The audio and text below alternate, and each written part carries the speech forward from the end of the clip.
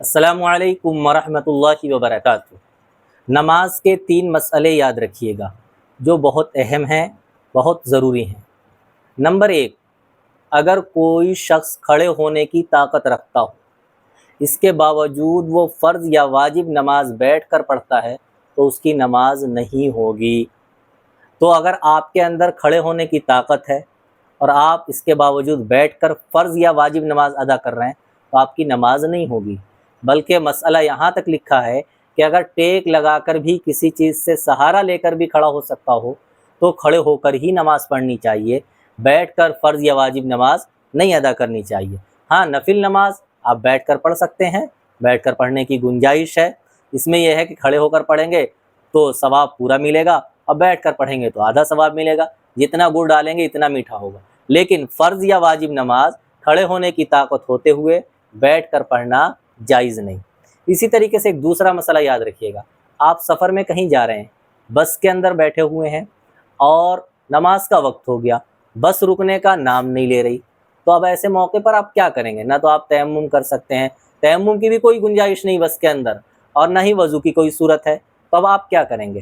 तो अब इसके अंदर मसला ये है, शरीयत का हुक्म ये है कि आप उस वक्त जब नमाज का वक्त हो जाए और करीब हो के अब वक्त निकलने वाला है और आपको मौका ना मिले, गुंजाइश ना हो कि नमाज़ पढ़ें, तो ऐसे मौके पर नमाजियों की सी हालत बनाकर, हैयत बनाकर, उनकी मुशाबहत इख्तियार करके आप ऐसे ही हो जाएं जिस तरीके से एक नमाजी हुआ करता है बस के अंदर। उसके बाद जब आप घर पहुंच जाएं तो मौका मिलने पे उसकी क़ज़ा कर लीजिए।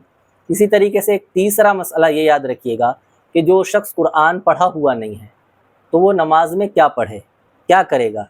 तो अव्वलन तो ये याद रखिएगा कि उसके ऊपर सूरह फातिहा का सीखना और सूरतों का सीखना जिससे नमाज सही हो जाए, यानी इतनी बड़ी सूरत का सीखना या इतनी आयतों का सीखना जिससे नमाज दुरुस्त हो जाए, उसके ज़िम्मे लाजिम है।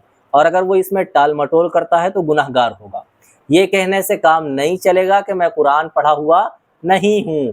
बहुत सारे लोग आपको ऐसे मिल जाएंगे जो ये कहते हैं कि मैं कुरान पढ़ा हुआ नहीं हूँ, बस नियत बांध कर खड़े हो जाएंगे। तो याद रखिएगा, जब तक आपको सूरतें याद नहीं है, सूरह फातिहा याद नहीं है, उस वक्त तो आप नमाज का तसव्वुर करके खड़े हो जाएं। जितनी देर में क़िरात होती है इतनी देर खड़े होकर आप रुकू में चले जाएं। लेकिन आप अगर इस पर तवज्जो नहीं दे रहे हैं, यानी याद करने की तरफ, सीखने की तरफ, तो आप गुनाहगार होंगे टाल मटोल की वजह से। और आज का वक्त तो ऐसा है कि इसकी गुंजाइश ही नहीं। हर आदमी के पास बड़ा फ़ोन है, वो जब चाहे उससे याद कर सकता है। किसी सूरत को याद करनी, उसे बार बार सुनिए, बार बार दोहराइए। जब आप गाने सुन सुन कर याद कर सकते हैं तो कुरान अल्लाह का कलाम है, ये क्यों नहीं याद होगा? अल्लाह ताला तो कहता है वलक़द यस्सरनल कुरआन लिज़्ज़िक्रि फ़हल मिन मुद्दकिर, कि हमने कुरान को आसान कर रखा है कोई याद करने वाला? तो अगर आप पढ़े हुए नहीं भी, आपके पास मोबाइल तो है, उसमें आप सुन लीजिए कुरान करीम की जो सूरत याद करनी हो वो आप सुनिए, बार बार सुनिए, तो वो याद हो जाएगी। बहुत आसान तरीका याद करने का। अगर आपने सीखने में टाल मटोल या कोताही कर रहे हैं तो आप गुनाहगार होंगे। ये कहने से बिल्कुल काम नहीं चलेगा कि हम कुरान पढ़े हुए नहीं हैं। बहुत से लोग ऐसा कह देते हैं और वो ये सोचते हैं कि बस हम तो बरीउद ज़िम्मा हैं। लेकिन याद रखिएगा, अल्लाह तो दिलों के हाल से वाकिफ़ है। अल्लाह तो जानता है कि आप सारे काम तो कर लेंगे, दुनिया के जितने काम हैं उनमें से कोई नहीं रुकता, लेकिन दीन का काम, जहाँ शरीयत का काम हो, वहाँ के मैं पढ़ा हुआ नहीं हूँ। तो भाई पढ़ लीजिए, क्या हो गया? लोग 50-50 साल की उम्र में पढ़ते हैं कुरान, आप पढ़िए। और अगर आपके पास इतना वक्त नहीं कि कुरान शरीफ नहीं पढ़ सकते हैं, चलो हम मान लेते हैं, तो आप सूरतें तो याद कर लीजिए जो नमाज में पढ़ी जाती है। कम से कम इतना कीजिए जिससे फ़र्ज़ अदा हो जाए।